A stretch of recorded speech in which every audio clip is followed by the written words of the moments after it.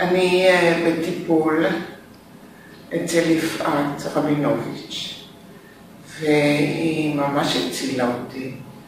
הגעתי אחרי שנים של כאבי גב, והמליצו לי עליה, ועכשיו, אחרי 3 או 4 חודשים של טיפולים, אני מרגישה הרבה יותר טוב.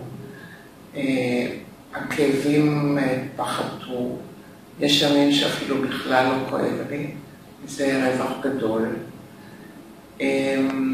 השיטה היא שיטה שטובה לי מאוד, זה גם טיפול פיזיותרפי בשילוב עם התעמלות פילאטיס, ובשילוב עם האישיות המקסימה של יפעת, שמאוד רגישה ומאוד מקצוענית,